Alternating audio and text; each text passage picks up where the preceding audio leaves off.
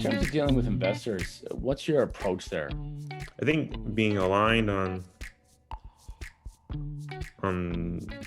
like the overall strategy of the company, like finding people that understand like this is a company that's going to fight climate change as opposed to trying to make and finding investors that think of like this is going to be a long-term big success like Verafin as opposed to like a smaller company is profitable, like just trying to make sure that everyone's aligned on those two things. What have been the marketing challenges for you folks? We are now honing in on a more regional strategy of holistic campaigns in Newfoundland, Quebec, BC, like Washington, like Facebook campaigns, local PR. We may even do some offline media, we don't know yet, but trying to be more holistic and targeted in regions as opposed to being broad, because that didn't really work for us. Like people were like, I don't have base, what's a baseboard heater? And so we're just wasting ad dollars.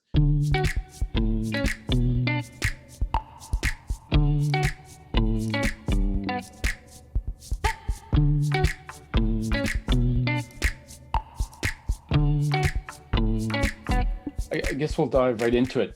Can you just talk about your role with Mysa starting out and then kind of what it looks like today? Yeah. So early days. So I actually joined Mysa. Like Josh started the Empowered Homes like 7 or 8 years ago. He was doing these energy audits. He'd tell you that, like how he's going to people's houses and saying you upgrade insulation and all that. And right around the time that he graduated, I was about to graduate from MUN. He was kind of honing in on this thermostat idea, and I thought that was pretty cool. And no one of my friends, I did engineering, mechanical engineering, and no one at the time could get jobs because 2016 oil was down. No one's getting jobs. So I was like, I'll just join my brother and I'll help him get this business off the ground. And in the very early days, Josh was really focused on like building the product, and I did everything else. So Josh was the one working with the developers, the engineers, trying to come up with design. And then things that I was doing early days was getting the website up and running, meeting with various, incubators, doing government grants, just as much as I could so Josh and the developers could focus on developing, and I tried did everything else. And that also went into, I think, manufacturing as well and shipping. I was pretty involved in the early days of doing that. So going to Toronto, trying to find a manufacturer and stuff like that. So anything that wasn't product development, I was doing in the early days. Yeah. And then, Right. As this kind of evolved, we basically have hired people to take away things from me. So early on, we hired someone in charge of marketing and sales. They took that away from me. And then we hired someone in charge of manufacturing, and they took that away from me. And then customer support as well. But I still oversee the manufacturing, the customer support, and also currently IT at the company. With Josh, I had kind of a good overview of the business. Like I mentioned, he had said about your contribution to the marketing approach that you took. Can you talk about that in terms of what you put together as a strategy and how you guys were able to become successful in your marketing? Yeah. It sounds like there was more of a strategy than there was. Basically, we knew we needed private investment to really finish the product and get it to market. And the private investors at the time were saying, we like the idea of it, but can you show us customers actually want your product? And so then it turned into, how do we do that? And at first we were going to do like a Kickstarter campaign, where we spend all this money on the video, and then you do your campaign and you promote it on Facebook and all that stuff. And that was pretty popular back then. Like Kickstarter was like really on the go, but it's actually a lot of work, and it's not very like iterative. Like you kind of got to do all the planning and then launch it and hope that it succeeds. But in leading up to the Kickstarter campaign, we launched the website, and I decided for whatever reason at the time to make it so that you could pre-order the product. And then I was trying to get people to go to that pre-order site. And so I was buying Google ads, just saw it online, bought Google ads, and someone in BC overnight bought a thermostat. And that was kind of mind-blowing to me that someone would pre-order a thermostat from a website. I was like, if I got one, can I get two? And then the second day someone came, and then the third, and it just kind of snowballed into the point where we got like 100 pre-orders over the course of like a couple of weeks. And it was very like organic. It wasn't like a lot of strategy behind it. It was just like, can we? And that's what actually we actually collected, I think, 20,000 in pre-orders. We didn't charge the card. We just showed to investors that we have $20,000 worth of orders. Could you fund the business so we can get the product to market? And that's literally the strategy behind it. It was very organic and very kind of just iterative. And once we got the first customer, we had a chat on the site. So if someone asked a question, I would answer it, and then I would add that right to the site the same day, and so the next customer wouldn't have that problem. And so it was just like iterative for really a good couple of months there, just trying to get orders in. And that's what really kind of was, I think, the true success to Mysa in the early days, was getting that to convince investors to put money in. That was all through Kickstarter, you said? It wasn't Kickstarter. It was actually a pre-order site called Celery. And it allows you, we were at Kickstarter, but this was the prelude to Kickstarter. And we realized that this is actually working. We didn't need to do the Kickstarter because that's a lot riskier, right? Like, it's public, and the investor literally said, if you fail on Kickstarter, we will not invest in you. So I chose not to do Kickstarter and decided to do this thing that was kind of our own, but it worked beautifully. Right. I think Josh mentioned that. Where were you in terms of pre-orders before you actually had a product ready to ship? By the end of the day, it was almost 600 grand in pre-orders. It was crazy. He also mentioned there was like a 3-month window where you were waiting for that first sale.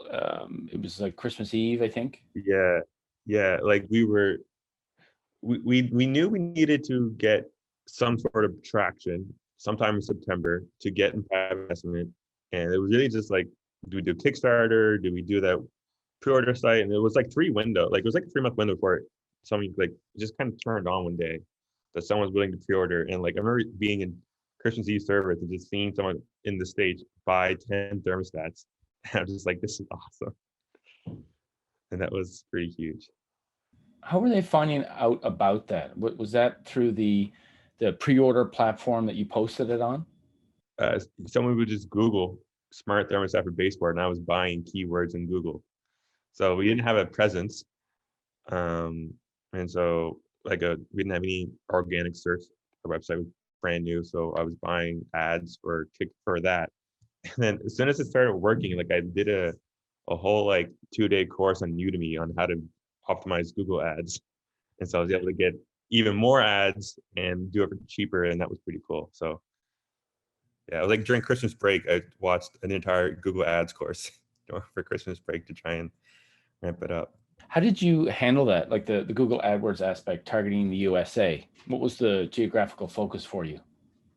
I always had in North America. So instead of it was targeted in stuff because people were searching for the product. Like people wanted a smart thermostat for baseboard, and I was just buying those keywords. Like I wasn't showing Google display ads to people that were in the unaware stage. It was people who wanted a smart thermostat for baseboards, and I was able to buy that keyword pretty cheaply. Right, because there were no competitors. No competitors at the time, yeah. Because typically that's a big challenge, right? You've got this. You're trying to target this huge area, and your digital media budget either has to be big or it gets snatched up really fast, right? These were highly motivated, high intent early adopters, and that was really the people willing to wait a year for the product. You don't have to answer this if you don't want to, but I'm just curious, what would have been your monthly digital media spend at that time? We were putting $2,000 a month on credit cards with no private investment, just mine and Josh's personal credit cards. And we're just like, we better get this investment, otherwise we are toast.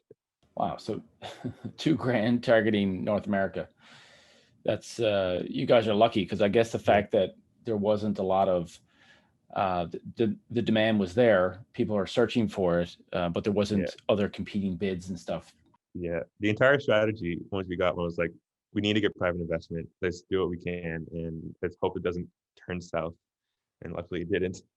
So initially, kind of a self-financed marketing campaign to show the demand, the pre-orders, and then bring in the private money to properly scale the business.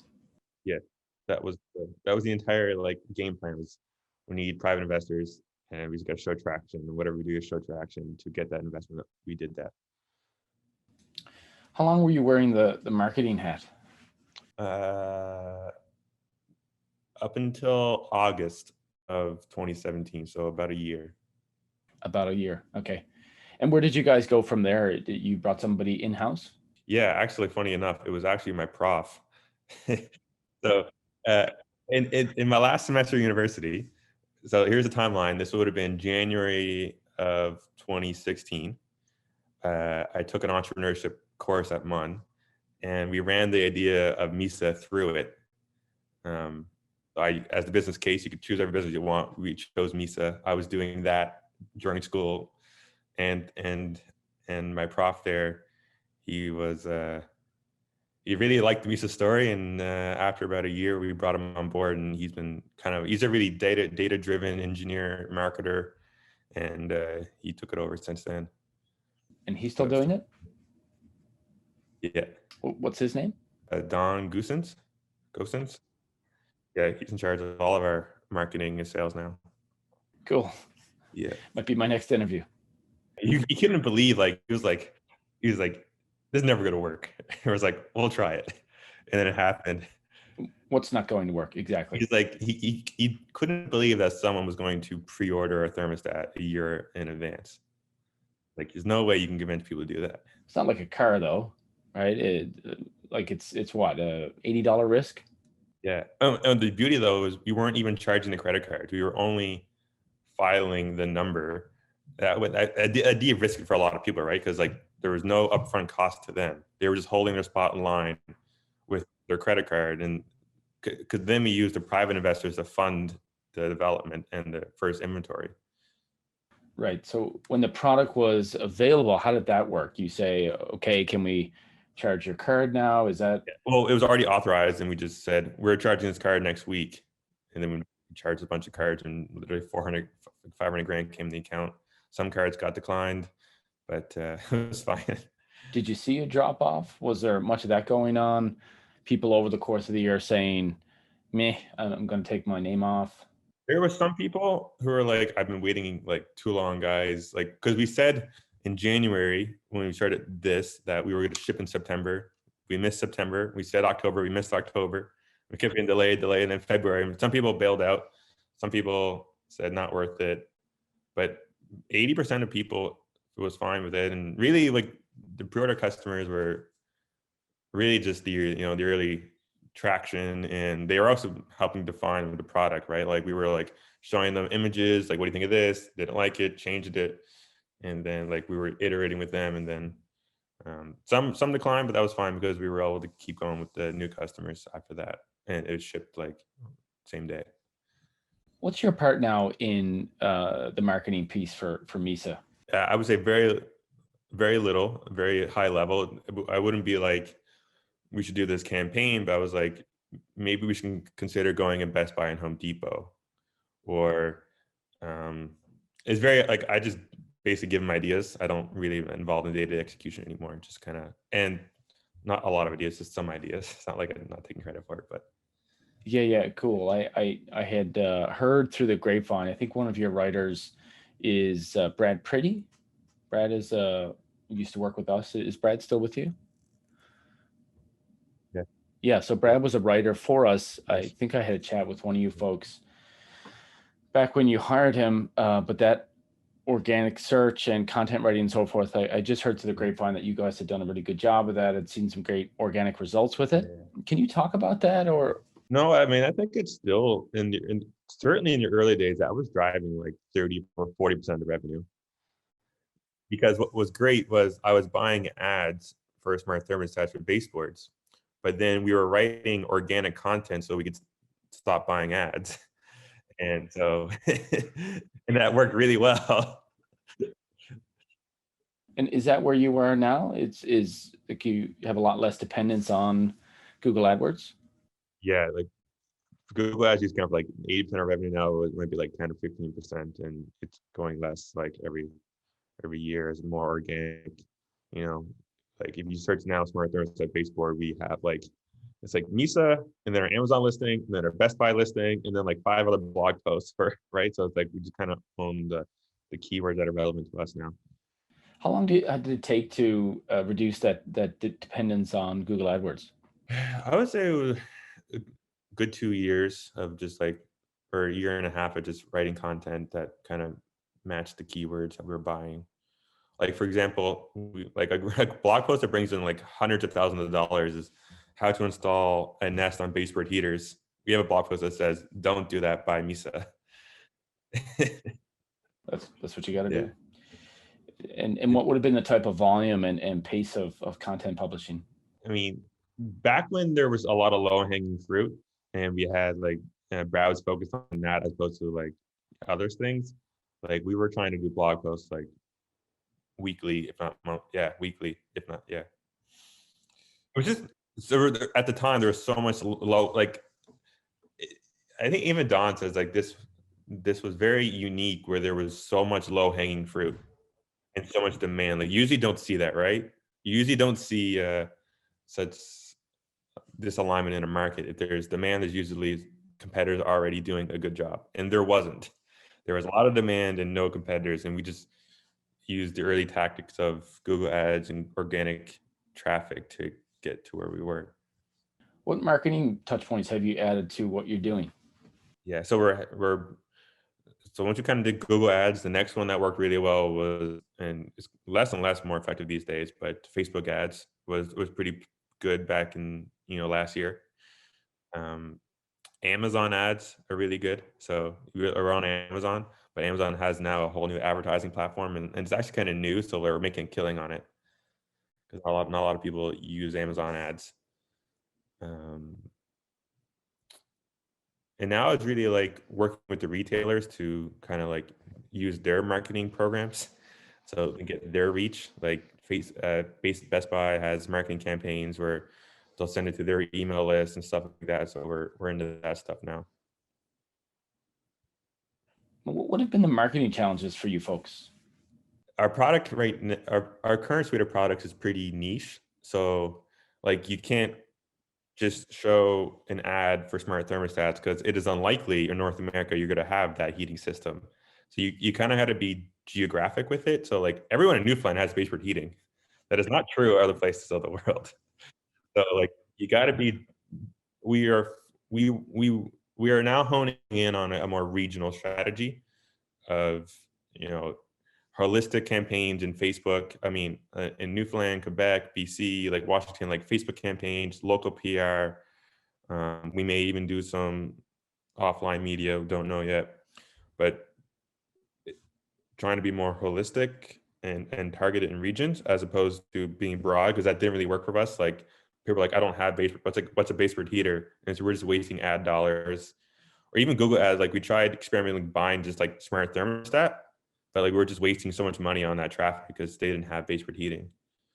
That was the hard. So it was a blessing and a curse because it allowed us to get customers early on, but it's been kind of a hindrance to scaling it, right? Because most marketing channels are very mass market.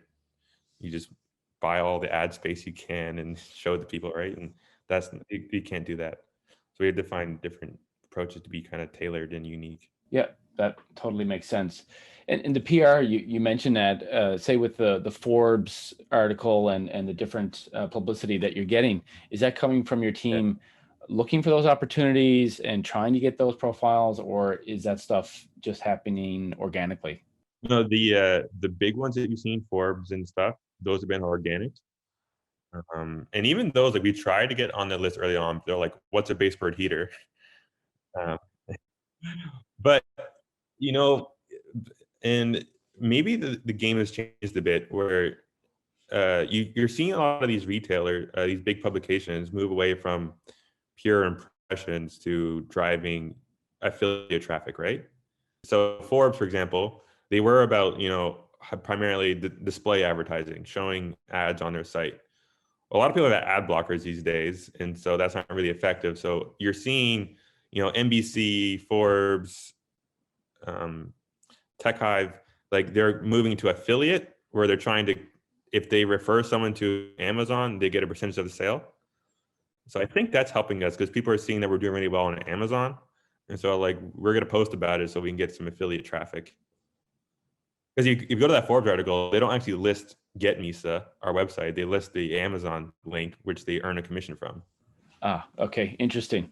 So based on the Forbes profile, has that opened up a new train of thought around like what other affiliates are out there, and can we get our... Yeah, I think so. I mean, it's great to see, Forbes and NBC and all these other ones. And we're actually like layering them in like as more social proof. Like if you see, oh, it's come featured in Forbes, it must be a real company. So we're really layering, and we're doing that with retailers, right? It's like, hey, mention Forbes and BC. We're a real company. We're like the best solution for this product category. So it's more just getting it and using it as kind of social proof. So what's the geographical focus today, and how did you decide on that geographic focus? It's really just been just like being broad at first, and then you can actually see like the hotspots in our sales. Like it's very clear. Like there's Washington, Quebec, parts of New York, cabin country in Ontario, Newfoundland. Like our sales, like it's funny. Like you could see that trend 2 years ago, and the percentage of stuff has not changed. It has basically remained the same regions. And then, so a big proponent of our business is working with utilities to offer rebates so people can get the product for much cheaper. And so, designing campaigns around where we already have rebates, I mean, that's a no-brainer, right? And so really just being more holistic about it. Yeah, right. Okay, like the Take Charge campaign here locally. Take Charge locally in BC, like where we saw a lot of growth in the last 2 years. BC Hydro, their main utility, came out with a $40 rebate. And so like we were just buying so much Facebook ads to promote that rebate. And we actually blew the expectations out of the water because we were doing like they were just thinking like, be organic, people would see the product, but we were promoting that rebate with our product. You blew what out of the water? Sorry? Like they were like, oh, well, maybe I have 1,000 customers use this rebate. And it was something like 10,000 customers, like 10 times they were thinking because we were promoting it on our side. That was a win for them too, I'm guessing. Yeah, they were very happy. Yeah. Well, that's another great channel. And if you were kind of to layer it out, like direct to consumer versus going through a utility, what does that ranking look like? Our bread and butter right now is still direct to consumer. Like that's where we still earn most of our money. And I think over time it might flip to be more, heavy on the retail, heavy on utilities. But right now we do a really good job. Like Don, like he's done a wonderful job on our e-commerce, and we like it there because we earn the most money, and it's the best consumer. Like a customer can buy from us. Like we can have that dialogue. Like before you buy the product, talk to a customer support, or once you buy the product, like send them information about the product, installation setup ahead of time. And when you sell through like a retailer, you kind of lose that customer relationship to a certain degree. So we really like going through our website a lot, but I really see, like, my opinion, the utilities and the retailers as like acquisition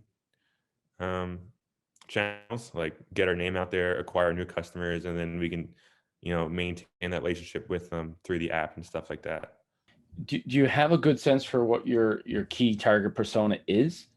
You guys talk a lot about energy reduction, that green message. Is it millennials primarily, or is it across the... Two demographics, and for different reasons. So there's people like me and my brother who are the young tech enthusiasts for maybe first house, want to spend money on their house, and they buy tech gadgets. The energy savings for them is an afterthought, right? It's more about the cool tech part. So that's a large portion of the market for us. And then there's people like my dad who just purely see it as economics, saving money. So they're a bit older, more established, 45 to 50. So really just two, and we're actually having good success marketing to women and advertising the comfort piece and the aesthetic piece. So, I mean, it looks really nice in your house. And we did a lot of campaigns in the summer about home renovations and aesthetics. Those did really well with women audiences. Say with the utilities and that strategy, what are the challenges there? I'm guessing it's slower decision making is probably one issue. Yeah, some of that. Some of them are like, so a lot of the utilities, they get funding, and some of the requirements are it has to be the Energy Star certified product. It's great, but then Energy Star does not certify baseboard heating thermostats yet. And so there's been a huge stumbling block with in the US market in particular getting these rebates because we're not Energy Star certified. Dog. But we are working with Energy Star to work with them to develop a standard so we can get that Energy Star certification to be eligible for more rebates. Okay. So have you had success with utilities in the US as well, or just Canada? Yeah, in Washington, there is a utility called PSC, and they're rolling out a $75 per thermostat rebate. So customers get $bucks in Washington State, which is awesome. Yeah, they have a lot of volume. You're selling in US dollars? I guess you're doing both, are you? Canadian and US? Which is nice for a Canadian company because we get the exchange rate benefit. Yeah, no kidding, man. That's awesome. We have we work with US companies, and that's one of the key value propositions is the currency, the savings from the currency exchange. Yeah, undercut the US people completely. Exactly. Especially when you're breaking into a market, you want to get those initial customers. Yeah, for sure. You guys have also, I think, been unique in that you rely almost wholly on an internal marketing team, which seems to be really working really well for you guys. Is that the case, or is there some kind of, we go outside when we need this type of marketing service, but we do these types of things internally? Do you know Lauren Pike? He's my father-in-law, actually. Oh, okay. Yes, I do. He was like, "You guys are weird. I've never seen a company have an internal marketing team before." Well, I mean, more so, I think, I mean, it does exist, but starting out is, I think, what's unique. It seems like, boom, like right off the top, you guys went straight to an internal marketing team and had success with it right away. And that's what I think is more unique, is how successful you guys have been so quickly. In the early days, the main benefit was being so iterative and agile, right? Like the product was changing like very frequently. The marketing campaigns, like we didn't know what our customer was, so we were iterating that. We didn't know what our channels were iterating. Like it was just really fast iteration, and having the internal team, that was key in the early days. And we know we still like maintain a pretty large, and we keep growing our internal team, and we like that a lot because we think, well, we'll go back to like the tactics, but just creatives, we think design is really important. So we put a lot of emphasis on design, and you can see that in our products and our marketing. We think design is really important, so we choose to keep that in house. We've had success with consultants, kind of guiding an internal team. So we do like outsource some things like high level, like Facebook planning or Amazon planning. But yeah, we kind of just the speed of iteration. Like just for example, that rebate I was telling about Washington, like we only heard about that last week, and now this week we're going live with the campaign, right?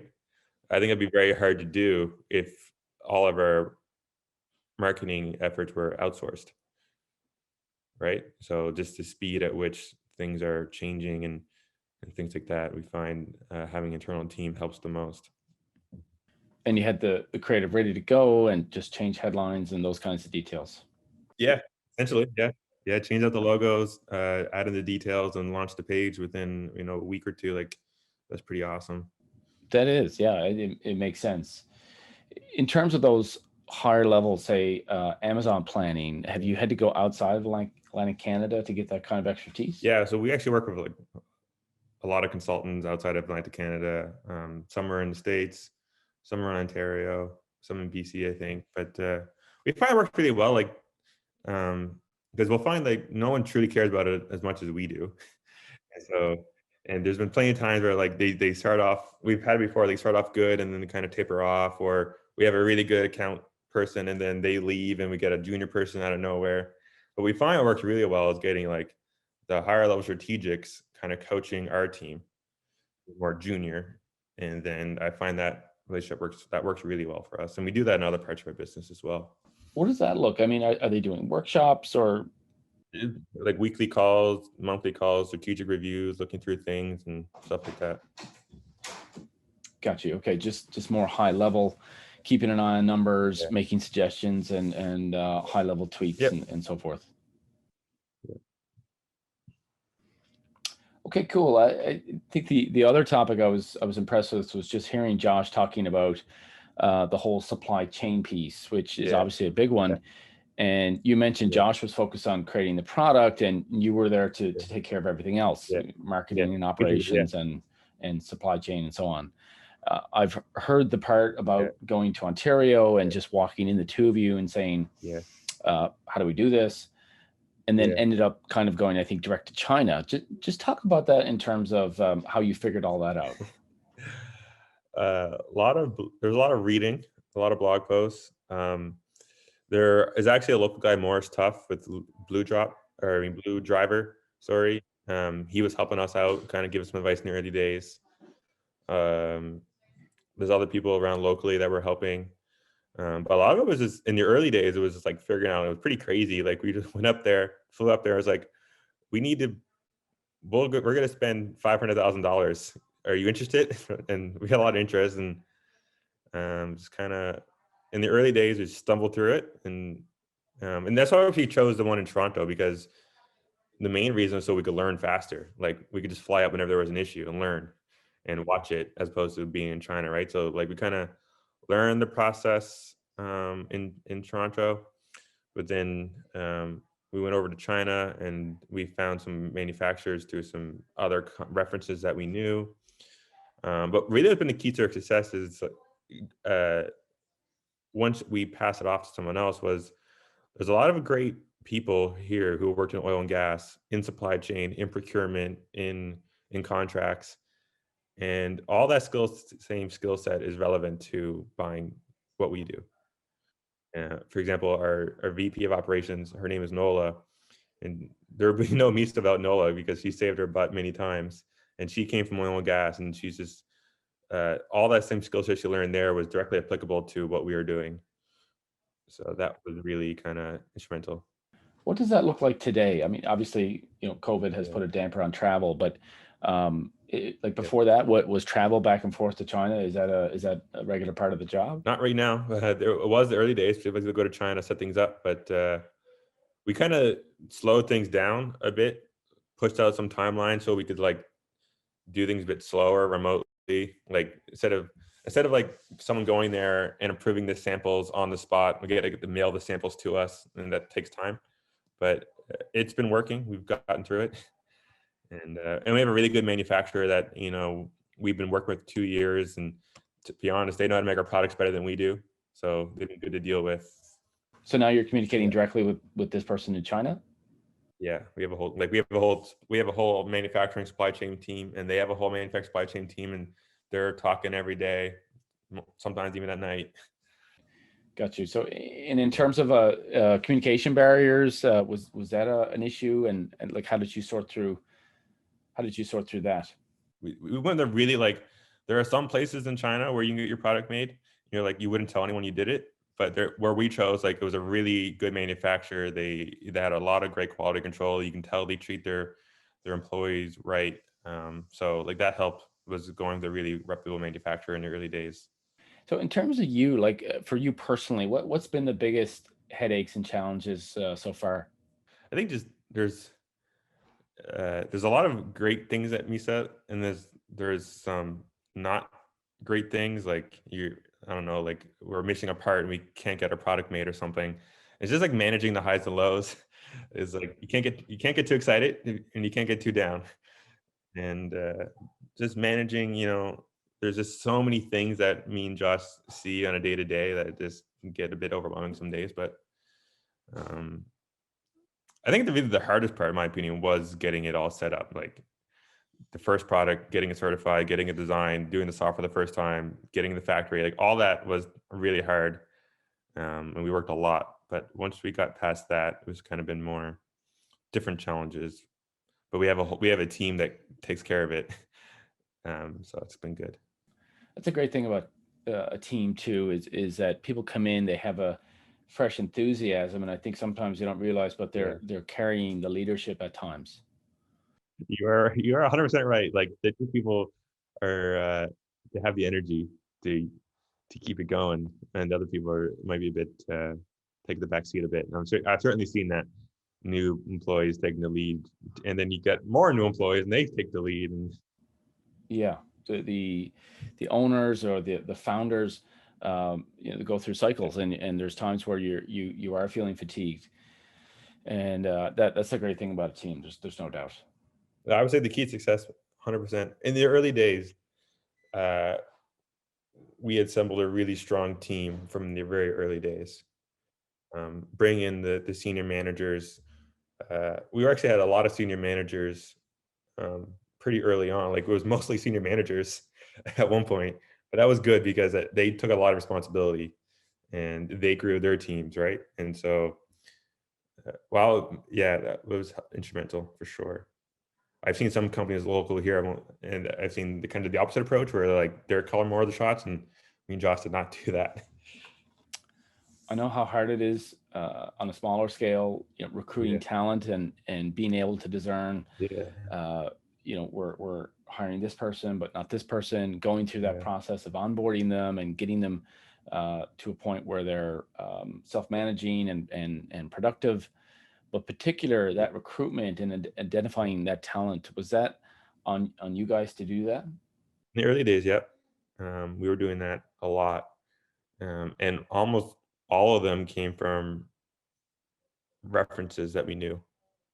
Like we knew this person, you should talk to this person. They're great, and they're looking for a new challenge. And we brought them in, and they really helped. And then that person knew two other people as well, right? So like really, the building the team was just kind of, and then just making sure that everyone kind of had the same kind of viewpoints and way of doing things. Like I often say to Josh, maybe this sounds kind of not humble at all, but I feel like Mysa has a high percentage of smart and really nice people. And those are the two things I think are really important. You got to be really smart and you got to be nice to work with. It really makes it easy when everyone is like that. It makes it a nice. It really makes it the job pretty easy when everyone is really smart and nice to get along with. And, Yeah, I think the other thing is being fair and setting expectations, yeah, but also enforcing those expectations. I'm sure you've had to do that in terms of moving people along that didn't turn out to be a good fit, and that's part of maintaining a great yeah, team as well. I think is being making yeah, those hard decisions when you need to. yeah. That's happened a couple of times. Not easy. In terms of from a leadership point of view, it sounds like you're moving more into a high level leadership role now with the business. How do you find that role, and what were the challenges with that? I read a good quote the other day. It was like, "What is the job of leadership?" And it's to like listen to everybody and then kind of make a decision that's best for the company. And so we kind of had this problem yesterday where people were making decisions um, for their own department, not necessarily the entire business. And so, having to listen to everyone and um, distill, work with imperfect information and trying to distill, come up with the right solution that works for everybody, like that, that's a big part of our job. Um, Another one is like just setting examples as opposed to like telling people what to do. Like I think me and Josh are good to just live the culture, set examples. For you guys, what is the guiding key metric? For example, I've heard people like Elon Musk say, forget about the share price. I've heard Jeff Bezos say the same thing. They don't get caught up in share price. They have a different focus. And I'm just curious, like what is for Misa, for the management team, like what is your key focus? I mean, for Josh, who's mainly Josh, and the reason company exists is, are we fighting climate change? Right? Is our products, is our company working on things that make a difference in climate change? Um, that one, I also resonate with that one a lot, but like it's more so like that's kind of Josh's vision, and that's helped attract more people like who also want to fight climate change and stuff like that. We're only going to develop products that help that. We're not going to develop products that don't do anything to climate change. So that one for sure is huge. Um, Other ones that are also there that may not be the biggest focus, but I really like them helping the local tech economy. Like I think that's really important, and I think it's pretty cool to employ 80 people in Newfoundland, that jobs that didn't exist 5 years ago. Like that, I think that it really helps me get going in the morning. And we're also like everyone's customer company says a customer obsessed, but like we read every single review that comes into Mysa. Like we have a Slack channel, every employee is in it, and we read every good review and every bad review, and we try and fix the bad reviews as fast as possible. So customers really like their product, and those are really three things. And you focus on those things, I think it's cliche, but the money will come after, right? Yeah, Josh shared that. I thought that was a really cool idea. It's like having two or three focus groups every day, but a lot more efficiently, obviously. That was like the key in the early days, was every sale came into the company and everyone looked at it, and every review came in the company, everyone looked at it. And like those two things were like a feedback loop that was just happening. And I didn't even know we were doing it right. We were just something I just wanted to do. I thought it was cool. And then it turned out to be a huge thing. In terms of dealing with investors, what's your approach there? I guess two things. What are the things they care about, and what do you focus on in terms of dealing with them? Yeah, it's a good question. I think being aligned on like the overall strategy of the company, like finding people that understand like this is a company that's going to fight climate change, as opposed to trying to make um, and finding investors that think of like this is going to be a long-term big success like Verifin, as opposed to like a smaller company is profitable. Like just trying to make sure that everyone's aligned on those two things, I think, are really important. What keeps you up at night in terms of changes in the marketplace or threats and so forth? I sleep really well, so, but I'm trying to think what I think about a lot.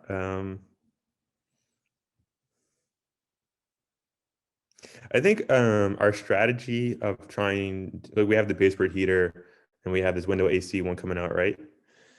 I think the strategy we're taking of taking on a bunch of different products, will we dilute our efforts, and will companies that only focus on those products, will they beat us, right? And so I just worry like if we if we are not focused on the right things, will we eventually stall out due to competitors that are solely focused on one thing?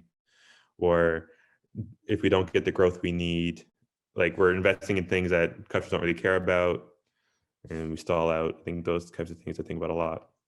Do you guys do any formal research, whether it's qualitative or quantitative, to determine what the customer is interested in? Not yet. That's something we want to start doing, is hiring research people to understand the landscape better. And right now it's just me. A lot of people, not just me and Josh, but a lot of people just read as many blog posts. I read every tech review site I can daily, and just try and get a pulse on the market. And what worked for us, me and Josh, was just building what we wanted. It turned out there's a lot of people like me and Josh what wanted what we wanted. And that's actually really helped. Like we were able to like, well, like meet customer number one, or my dad is actually, and we were able to work out all the kinks with him, because a lot of people like companies, they build products or things that they don't use themselves, and I think that's really hard.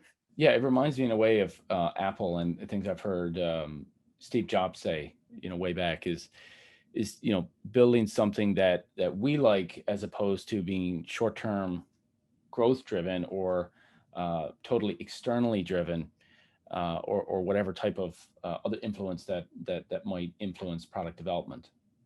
I want to be more like Apple. I think it's like focus really good on the product experience, and have a long-term view, and have things work together. And I think if you do those over a long period of time, I think those are really important.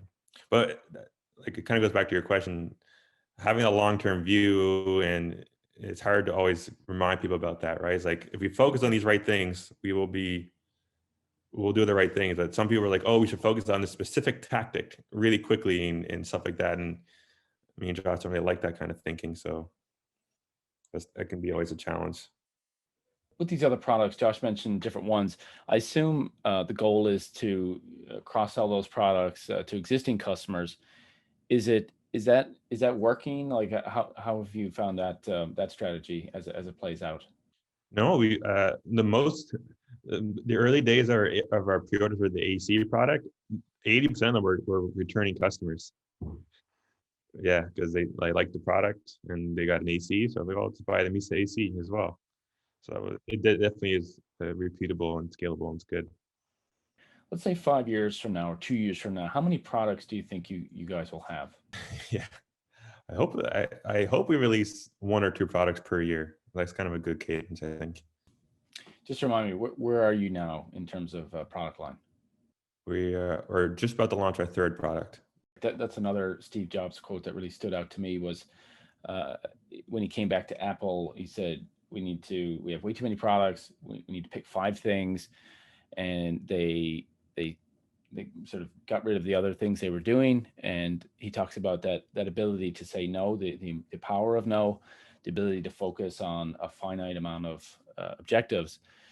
I don't know where they are with that now, but that finite list seemed to really, at that time, help the company do a dramatic turnaround and really go deep and make 5 incredible products. And that's a good point. Like there's other smart home companies that started in thermostats and then they branched into security cameras and stuff like that. I think they kind of lost their way. I mean, Josh, right now to be laser focused on thermostats and HVAC. Yeah, because I think if it's a good product line, it's going to be connected, and for you guys, you're seeing 80% of current customers are buying the products on a repeat basis, and if you're going into other products that are unrelated or and different markets, I guess the question becomes: are we diluting our focus? Are we going to erode the momentum that we have? And based on what you've shared, it sounds like you're developing the right products and you've got repeat business coming in real strong. I think that would encourage me a lot to say we're building out in the right way. So just in closing, the other goal with this channel is really to provide inspiration for Atlantic Canadian businesses during an unprecedented time. There's still a lot of uncertainty for businesses here in 2021. What would your advice be to the business community now in terms of how to operate and think, as we come out of this, hopefully come out of this COVID period? I think maybe it's everyone's been said this to death, but going online and going digital, that's the way. Because customers don't know or are located in Newfoundland. No one really knows, and people buy online, right? It's easy to reach people. You can reach people in Newfoundland just as easy to reach people in BC, right? There's no difference. And I think the more you embrace the online, the better. Like we work with people in Florida and in California and BC all the time, and because we're all online, there's really no difference. Like even for example, Home Depot pre-COVID, they said you would have to fly down here numerous times to get a deal done, but we did it all virtual. So I think just more companies embracing going online and those types of channels, I think can only help Atlantic Canada because the market is kind of small, right? Only 500, they knew only 500,000, like 2 million in Atlantic Canada, still kind of a small market. There's millions of people in the States and other parts of the world, right? So I think, and if you're online, there's no difference to them if you're in Newfoundland or if you're in BC or California. I'm sure there was moments last year, maybe this year, where you had your own worries and questions about your own business. How did you manage your personal approach last year? No, I think the answer to the question is like we were very adaptable. Like we went straight to online and Zoom within like a day, and we didn't skip a beat. Like we didn't like there was no question of well, kind of little lull right now until we're back in the office. It was purely online. Work didn't stop, but in addition to that, we really focused on the the people, right? So, for example, one of my direct reports, she was saying that school was closed and her husband lost her job, and she's like, and she was stressing out how she could do all that plus work, and I was just like, just focus on your family, and you can fit in work behind that. And till this day, she still says like that was like she was in tears when I told her that, right? Because and like she's like her most loyal employee, and she'll do anything to keep the company going.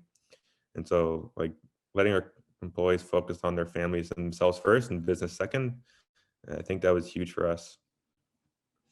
Okay, Zach, I know you're busy. We're almost at an hour here, but I really appreciate your time and really enjoyed the conversation. Yeah, I don't get to have this conversation very much, so I like it. Thank you for interviewing me.